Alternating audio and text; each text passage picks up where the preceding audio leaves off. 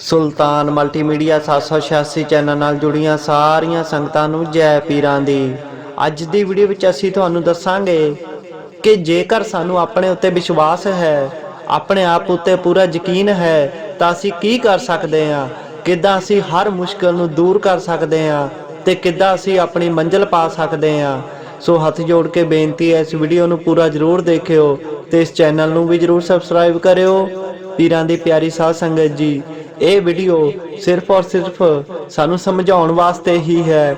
ਜੇਕਰ ਅਸੀਂ ਇਹਦੀ ਡੂੰਘਾਈ ਨੂੰ ਸਮਝਾਂਗੇ ਤਾਂ ਅਸੀਂ ਇਹਦੇ ਪੂਰੇ ਮਤਲਬ ਨੂੰ ਸਮਝ ਸਕਾਂਗੇ ਤੇ ਇਹਦੇ ਰਾਹੀਂ ਅਸੀਂ ਇਹਦੇ ਤੋਂ ਕੁਝ ਸਿੱਖ ਕੇ ਜ਼ਿੰਦਗੀ ਦੀ ਹਰ ਮੁਸ਼ਕਲ ਨੂੰ ਆਪਾਂ ਪਾਰ ਕਰ ਸਕਦੇ ਹਾਂ ਤੇ ਆਪਣੀ ਮੰਜ਼ਿਲ ਚਾਹੇ ਜਿੰਨੀ ਮਰਜ਼ੀ ਮੁਸ਼ਕਿਲ ਹੋਵੇ ਉਹਦੇ ਤੱਕ ਆਪਾਂ ਪਹੁੰਚ ਸਕਦੇ ਹਾਂ। ਸੋ ਆਓ ਅੱਜ ਦੀ ਆਪਾਂ ਕਹਾਣੀ ਵੱਲ ਚੱਲਦੇ ਹਾਂ।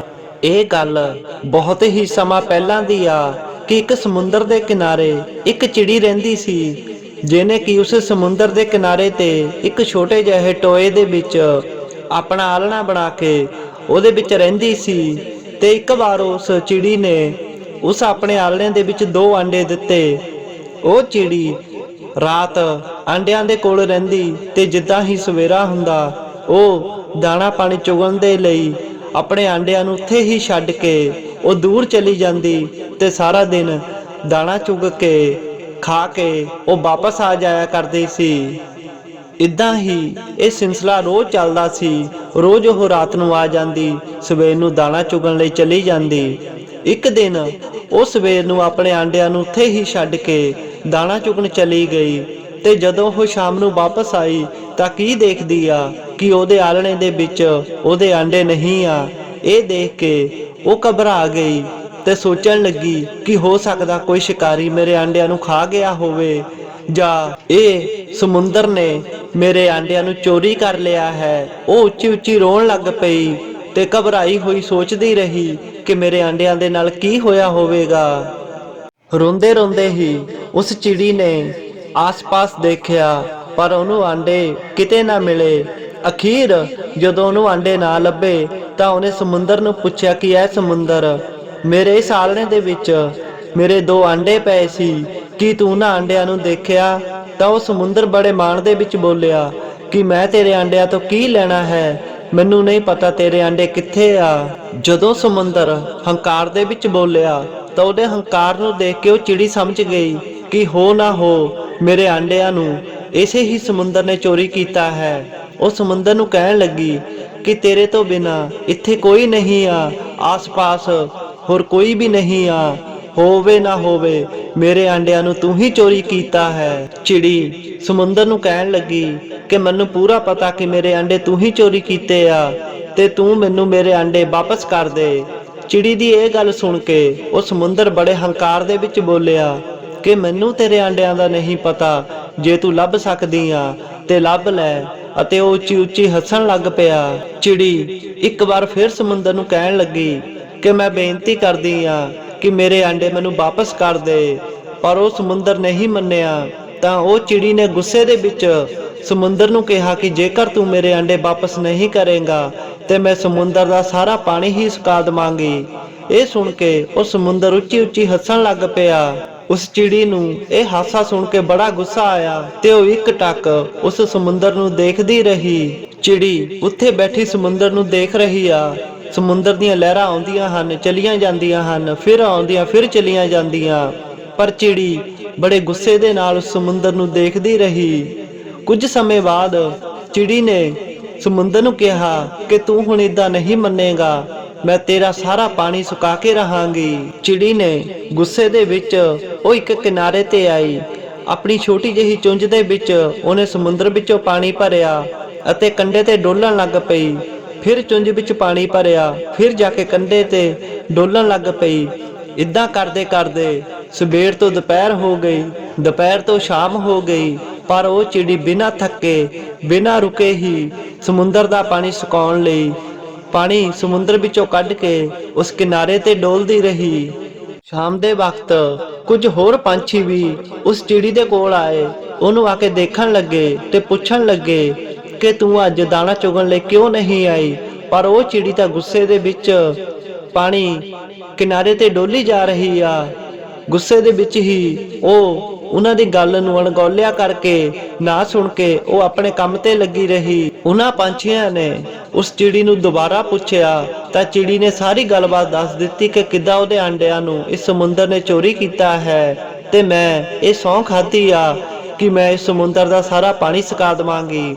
ਇਹ ਸੁਣ ਕੇ ਉਹਦੇ ਨਾਲ ਦੇ ਪੰਛੀ ਪਰੇਸ਼ਾਨ ਹੋ ਗਏ ਤੇ ਉਸ ਚਿੜੀ ਨੂੰ ਸਮਝਾਉਣ ਲੱਗੇ ਕਿ ਇਹ ਤੂੰ ਕੀ ਮੂਰਖਤਾ ਵਾਲੀ ਗੱਲ ਕਰ ਰਹੀ ਆ, ਭਲਾ ਸਮੁੰਦਰ ਦਾ ਪਾਣੀ ਕੌਣ ਸੁਕਾ ਸਕਦਾ ਹੈ? ਸਮੁੰਦਰ ਵਿਸ਼ਾਲ ਆ, ਇਹਨੂੰ ਕਦੇ ਕੋਈ ਨਹੀਂ ਸੁਕਾ ਸਕਦਾ ਤੇ ਤੂੰ ਇਹ ਮੂਰਖਤਾ ਕਰਨੀ ਛੱਡ ਦੇ। ਪਰ ਉਹ ਚਿੜੀ ਬੋਲੀ ਕਿ ਮੈਂ ਤਾਂ ਪ੍ਰਣ ਕਰ ਚੁੱਕੀ ਆ ਕਿ ਮੈਂ ਇਸ ਸਮੁੰਦਰ ਦੇ ਪਾਣੀ ਨੂੰ ਸੁਕਾ ਕੇ ਹੀ ਸਾਹ ਲਵਾਂਗੀ।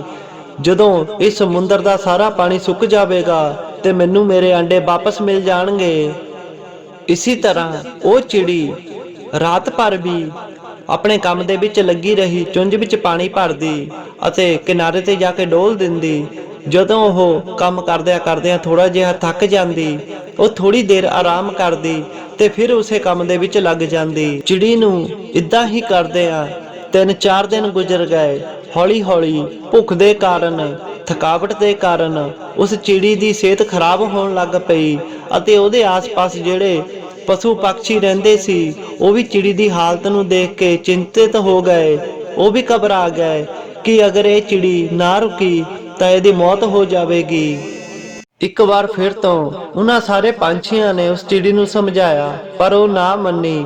ਤਾਂ ਉਹ ਸਾਰੇ ਹੀ ਪੰਛੀ ਮਿਲ ਕੇ ਗਰੁੜ ਰਾਜ ਕੋਲ ਗਏ, ਜਿਹੜਾ ਕਿ ਪੰਛੀਆਂ ਦਾ ਰਾਜਾ ਹੈ। ਗਰੁੜ ਰਾਜ ਉਹਦੇ ਕੋਲ ਗਏ ਅਤੇ ਜਾ ਕੇ ਬੇਨਤੀ ਕੀਤੀ ਕਿ ਹੇ ਮਹਾਰਾਜ, ਇਹ ਛੋਟੀ ਸੀ ਚਿੜੀ ਜਿਹਨੇ ਪ੍ਰਣ ਕਰ ਲਿਆ ਹੈ ਕਿ ਉਹ ਸਮੁੰਦਰ ਨੂੰ ਸੁਕਾ ਕੇ ਹੀ ਸਾਹ ਲਵੇਗੀ, ਕਿਉਂਕਿ ਉਹਨੂੰ ਲੱਗਦਾ ਹੈ ਕਿ ਉਹਦੇ ਆਂਡੇ ਇਸ ਸਮੁੰਦਰ ਨੇ ਚੋਰੀ ਕੀਤੇ ਆ।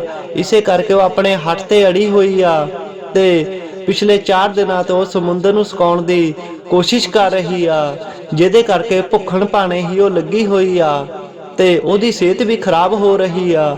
ਸਾਨੂੰ ਡਰ ਆ ਕਿ ਜੇ ਉਹ ਨਾ ਰੁਕੀ ਤਾਂ ਉਹਦੀ ਬੇਅਰਥੇ ਹੀ ਮੌਤ ਹੋ ਜਾਵੇਗੀ। ਸਾਰੇ ਹੀ ਪੰਛੀਆਂ ਦੀ ਬੇਨਤੀ ਸੁਣ ਕੇ ਗਰੁੜ ਰਾਜ ਉਸ ਸਮੁੰਦਰ ਦੇ ਕਿਨਾਰੇ ਪਹੁੰਚੇ ਤੇ ਜਾ ਕੇ ਉਸ ਚਿੜੀ ਨੂੰ ਕਹਿਣ ਲੱਗੇ ਕਿ ਹੇ ਚਿੜੀ, ਕੀ ਅਸੀਂ ਤੇਰੀ ਕੁਝ ਮਦਦ ਕਰ ਸਕਦੇ ਆ? ਸਾਡੀ ਚੁੰਝ ਥੋੜੀ ਜਿਹੀ ਬੜੀ ਆ ਤੇ ਅਸੀਂ ਤੇਰੀ ਮਦਦ ਕਰ ਸਕਦੇ ਆ। ਪਰ ਉਹ ਚਿੜੀ ਗੁੱਸੇ ਦੇ ਵਿੱਚ ਬੋਲੀ ਕਿ ਤੁਸੀਂ ਇੱਥੋਂ ਚਲੇ ਜਾਓ, ਮੈਨੂੰ ਕਿਸੇ ਦੀ ਮਦਦ ਦੀ ਲੋੜ ਨਹੀਂ ਆ, ਇਹ ਕੰਮ ਮੇਰਾ ਆ ਤੇ ਮੈਂ ਹੀ ਇਸ ਕੰਮ ਨੂੰ ਪੂਰਾ ਕਰਾਂਗੀ। ਚਿੜੀ ਦੀ ਇਹ ਗੱਲ ਸੁਣ ਕੇ ਗਰੁੜ ਰਾਜ ਸਮਝ ਗਏ ਕਿ ਇਹ ਚਿੜੀ ਆਪਣੇ ਬੱਚਿਆਂ ਦੀ ਚਿੰਤਾ ਦੇ ਵਿੱਚ ਗੁੱਸੇ ਦੇ ਵਿੱਚ ਆ। ਉਹ ਉੱਥੋਂ ਗਏ ਤੇ ਉਹ ਪ੍ਰਭੂ ਸ਼੍ਰੀ ਹਰਿ ਵਿਸ਼ਨੂੰ ਜੀ ਦੇ ਕੋਲ ਗਏ। ਜਾ ਕੇ ਗਰੁੜ ਰਾਜ ਨੇ ਪ੍ਰਭੂ ਸ਼੍ਰੀ ਵਿਸ਼ਨੂੰ ਜੀ ਅੱਗੇ ਬੇਨਤੀ ਕੀਤੀ ਕਿ ਹੇ ਪ੍ਰਭੂ, ਇਹ ਸਾਰਾ ਜਗਤ ਤੁਸੀਂ ਬਣਾਇਆ ਹੈ, ਹੁਣ ਤੁਸੀਂ ਹੀ ਕੋਈ ਚਮਤਕਾਰ ਕਰ ਸਕਦੇ ਆ। ਉਹ ਨੰਨੀ ਚਿੜੀਆ ਸਮੁੰਦਰ ਨੂੰ ਸੁਕਾਉਣ ਦੇ ਵਿੱਚ ਲੱਗੀ ਹੋਈ ਆ, ਪਰ ਐਡਾ ਵਿਸ਼ਾਲ ਸਮੁੰਦਰ ਕਿੱਦਾਂ ਸੁੱਕ ਸਕਦਾ ਹੈ?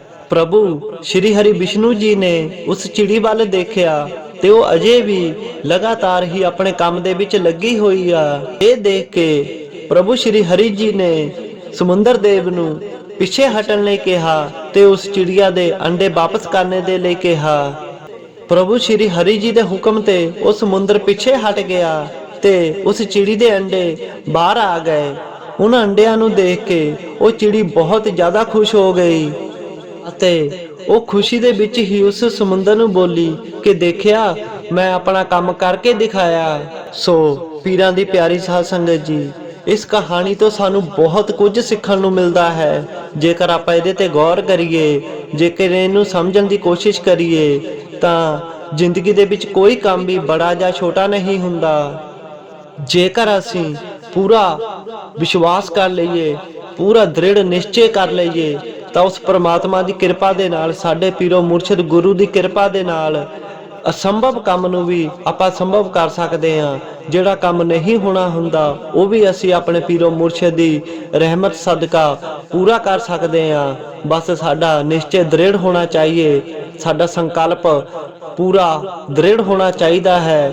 ਫਿਰ ਆਪਾਂ ਕਿਸੇ ਵੀ ਮੰਜ਼ਿਲ ਤੱਕ ਪਹੁੰਚ ਸਕਦੇ ਹਾਂ, ਕਿਸੇ ਵੀ ਕੰਮ ਨੂੰ ਕਰ ਸਕਦੇ ਹਾਂ। ਸੋ ਇਦਾਂ ਹੀ ਆਪਾਂ ਆਪਣੇ ਨਿਸ਼ਚੇ ਦੇ ਨਾਲ, ਆਪਣੇ ਸੰਕਲਪ ਦੇ ਨਾਲ ਅਸੀਂ ਆਪਣੀ ਕਿਸੇ ਵੀ ਮੰਜ਼ਿਲ ਤੱਕ ਪਹੁੰਚ ਸਕਦੇ ਹਾਂ। ਬਸ ਆਪਣੇ ਆਪ ਤੇ ਯਕੀਨ, ਆਪਣੇ ਪਰਮਾਤਮਾ ਤੇ ਯਕੀਨ ਹੋਣਾ ਬਹੁਤ ਜ਼ਿਆਦਾ ਜ਼ਰੂਰੀ ਆ, ਜਿਹਦੇ ਸਦਕੇ ਹੀ ਅਸੀਂ ਆਪਣੀ ਮੰਜ਼ਿਲ ਤੱਕ ਬੜੀ ਆਸਾਨੀ ਦੇ ਨਾਲ ਪਹੁੰਚ ਸਕਦੇ ਹਾਂ। ਸੋ ਪੀਰਾਂ ਫਕੀਰਾਂ ਦੀਆਂ ਹੋਰ ਵੀਡੀਓ ਦੇਖਣ ਲਈ ਇਸ ਚੈਨਲ ਨੂੰ ਜ਼ਰੂਰ ਸਬਸਕ੍ਰਾਈਬ ਕਰਿਓ।